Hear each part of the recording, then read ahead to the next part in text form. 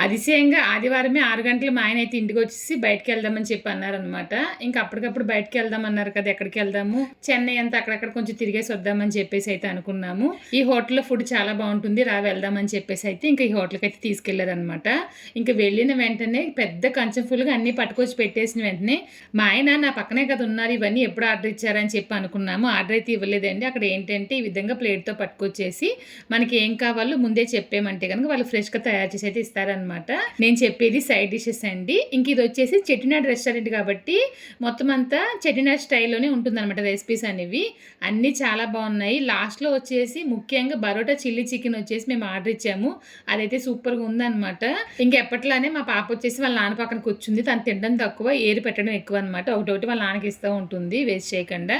ఇంక నాకైతే ఎప్పుడు నా ఫేవరెట్ చికెనేనండి. చికెన్‌లో సంబంధించినవి వచ్చేసి నేను తీసుకున్నానండి.